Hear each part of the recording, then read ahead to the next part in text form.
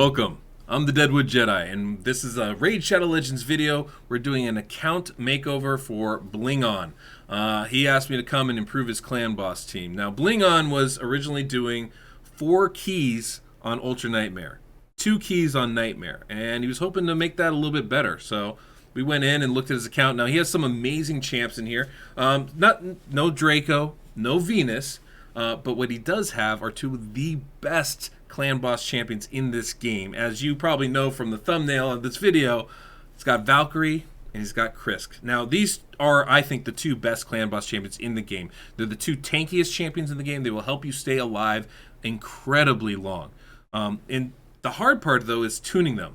Krisk is very difficult because of that speed buff he puts on everybody except himself.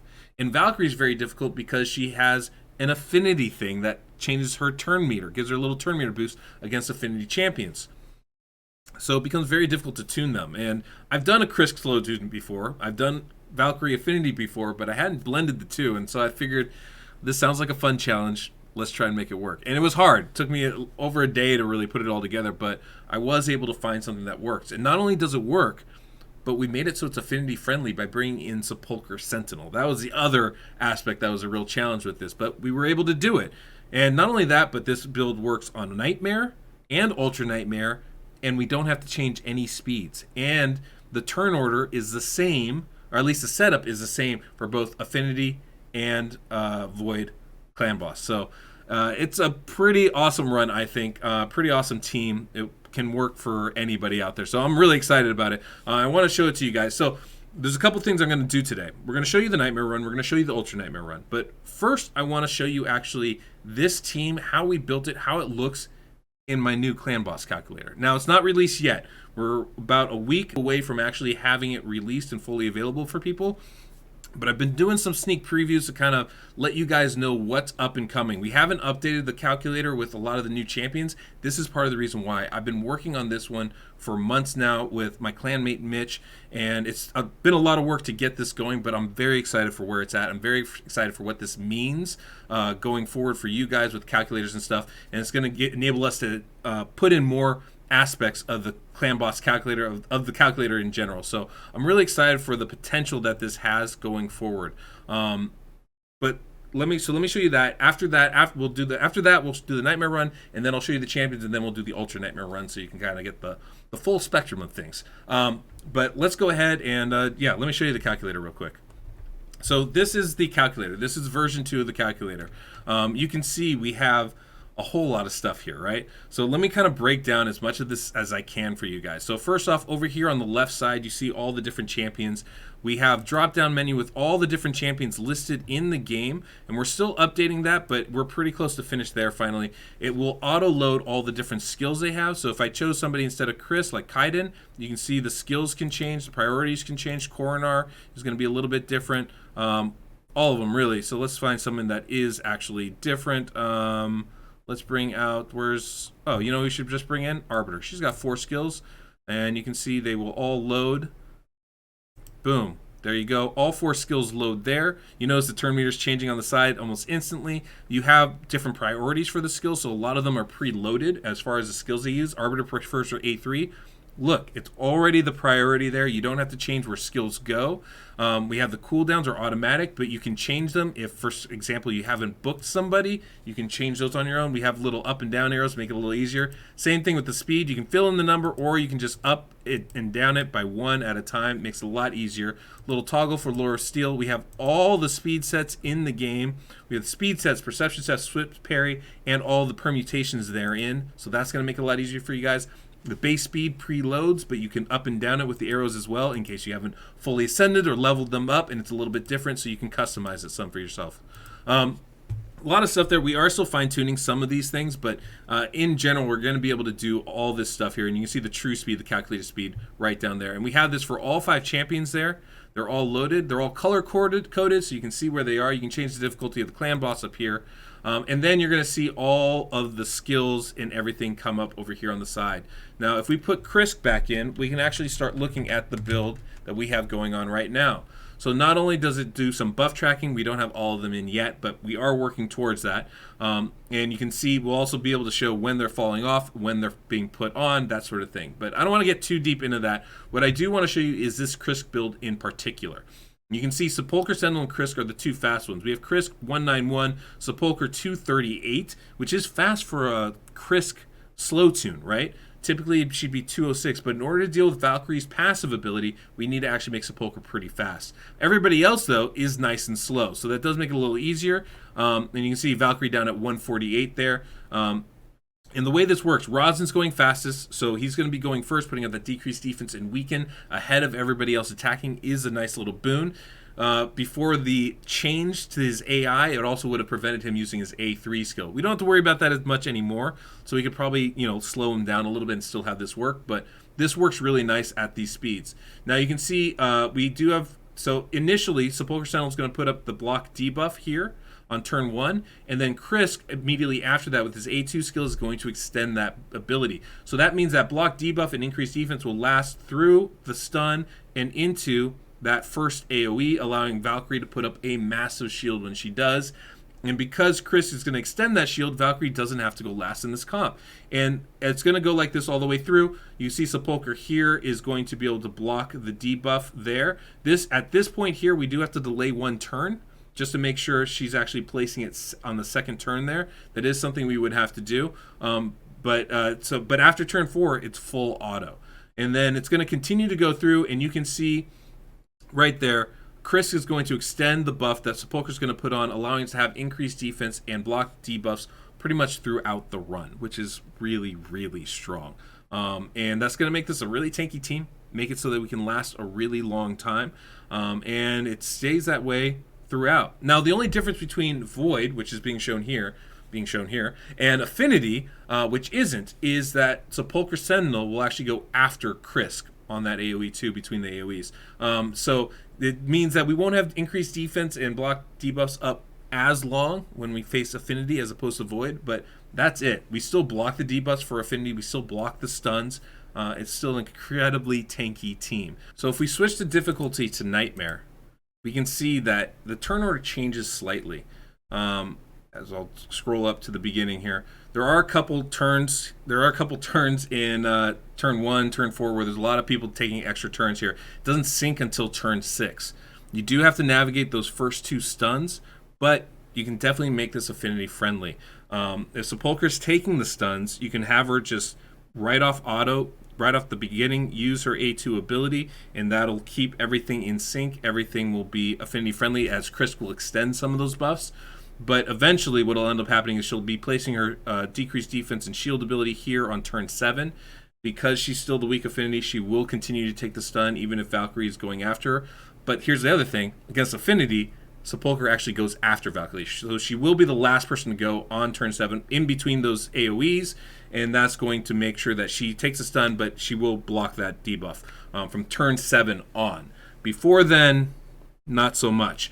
So if you have somebody else take the stun, then you can actually sync it up so that Sepulchre Sentinel, like here on Void, is placing the debuff on turn 6, right before the AoEs happen, and Krisk extends it immediately after, meaning that you are Affinity friendly all the way through the run. So that's an actually excellent alternative way to go about doing this for Void, for the other Affinities, especially when somebody else is taking the stun on the other Affinities. That's going to be your preferred method so that everybody has increased defense for the entire fight.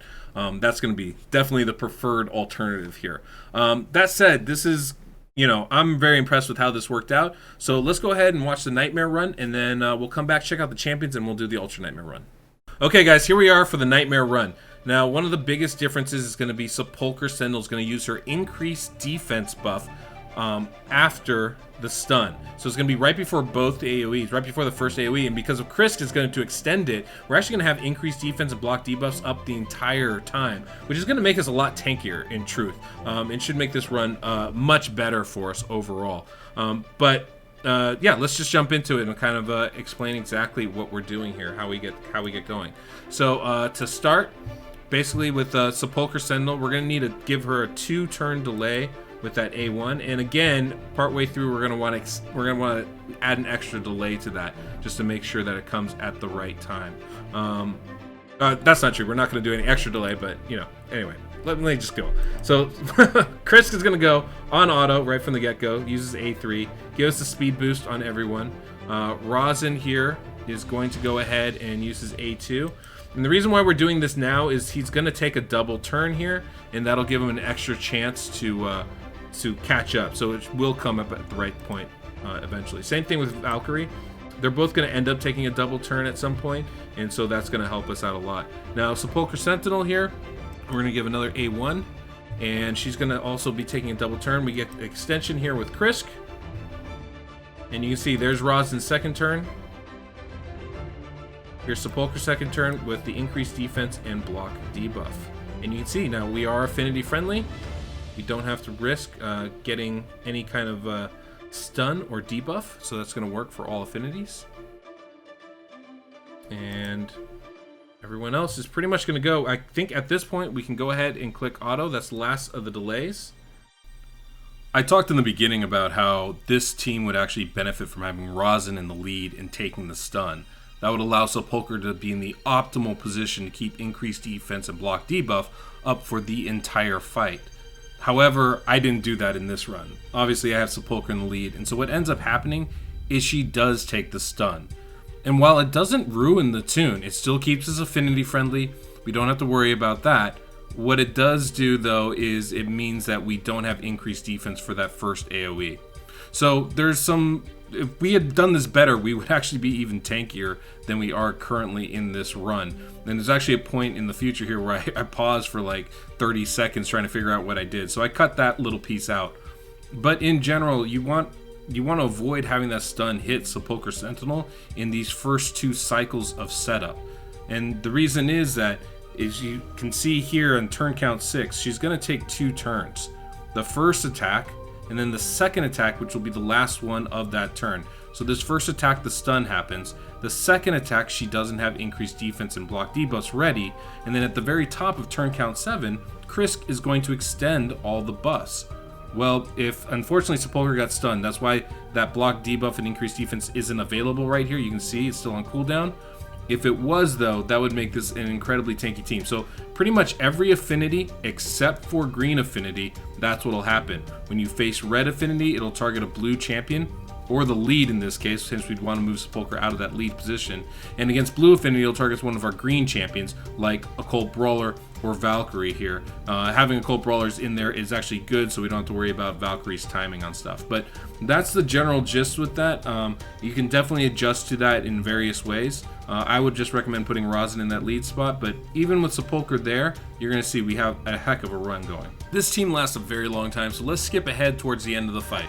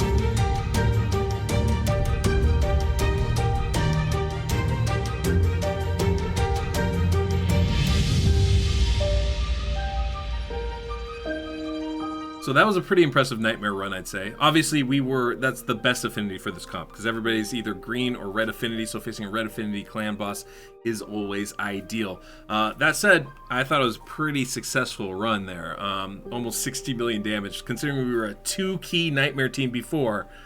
Boy, that's an impressive gain there.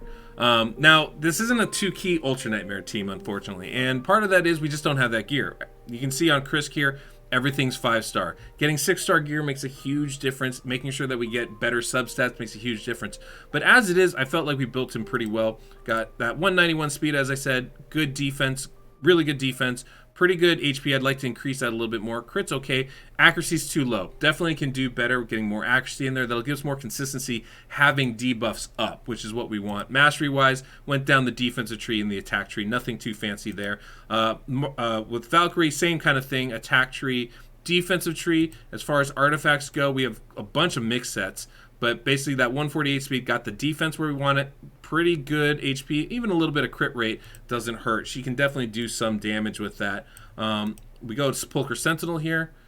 238 speed. Like I said, that's what we want. The defense is pretty solid, 3,800. I'd love to get that over 4,000, but that's pretty good. 31,000 HP is a little bit on the lower side, but you know, we'll deal with it. Accuracy, again, a little bit on the lower side. That's going to give us some more RNG on the run, getting that decreased attack up.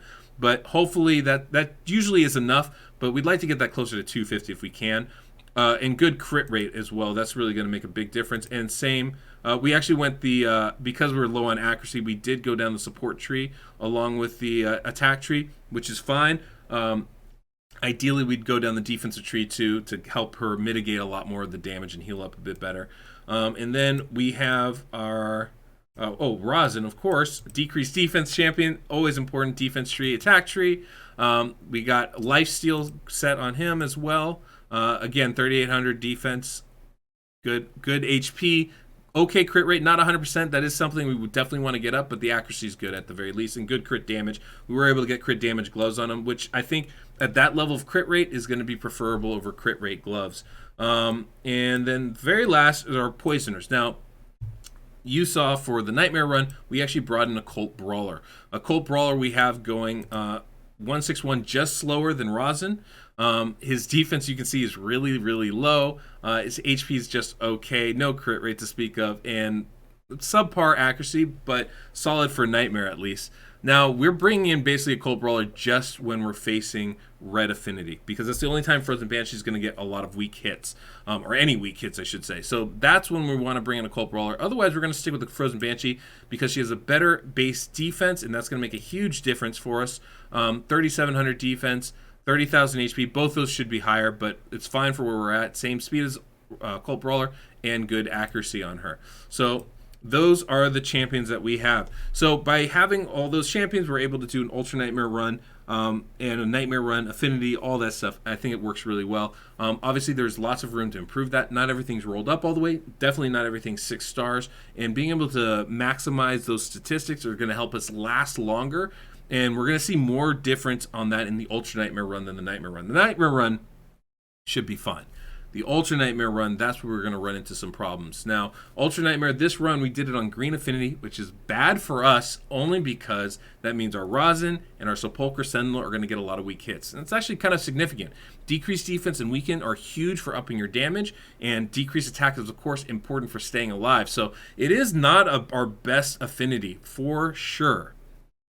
But we're going to, I think, do a pretty decent job considering we were a 4-key team before we ever got there. So you guys sit back and enjoy. So this is the team we're bringing in here. We got Krisk, Valkyrie, Frozen Banshee for the poisons. Rosin's going to give us our decreased defense and weaken. And then, of course, Sepulchre Sentinel, both to block the debuffs and give us our decreased attack. Now, Krisk does not have super high accuracy, which is okay. Every time he gets hit, there's going to be a very good chance of the decreased defense and decreased attack landing from him on the clan boss, so we don't need a huge amount. The more we have, the more regular that will be. We need Sepulchre really just to do her job. So we're going to start it off A1 with Sepulchre Sentinel here, and then Krisk, we're going to have him start with his A3. He's basically auto right from the get-go. Oh, do I have that right? Yeah, okay. I have that right. Yeah, he's basically auto right from the get-go. And then Rosin, we want to use his decreased defense and weaken. after the stun. So because he doesn't go before the clan boss, we're going to use his A1 a couple times here. Just to set it up. Same thing with Frozen Banshee. And the reason why is we want to benefit from the counterattack for those skills. So every time they counterattack, every time Frozen Banshee counterattacks, her A1 puts more poisons up. So we want to make sure poison sensitivity is up at that point. It's the same idea here with Valkyrie using her A1, not using her counterattack just yet. Now Sepulchre Sentinel, we can go ahead, second attack, put up the block defense and block debuffs and the decreased defense. And then Krisk here is going to use the A2. It's going to extend that, put up ally protection, and keep us nice and tanky. And that's the goal. So this is right before the stun here, turn count 2. Just kind of go through the motions, get everything else moving. And then after this, we can pretty much go on auto. Although we do need to do a little bit of manual stuff with Sepulchre Sentinel to work with this. But there we go, A1 from Krisk. And you notice everybody has block defense, block debuffs on. Because Affinity to Stun's going to the red champion, that's Sepulchre Sentinel in this case. And we have ally protection, so she's going to be really tanky. Now, after the stun, we can go ahead and start getting our debuffs up there. Decreased defense and weaken, poison sensitivity, counterattack, and everyone else is just going to go. Sepulchre using their A1 there.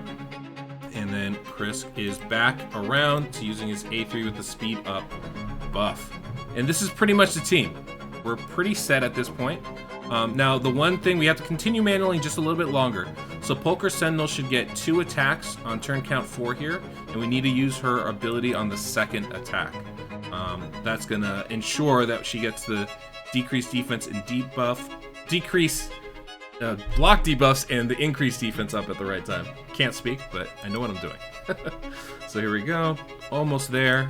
Krisk here is going to extend all the buffs, and then we're going to go ahead and block the debuffs right there from Sepulchre. And at this point, you can go ahead and click auto, and everything should work just fine.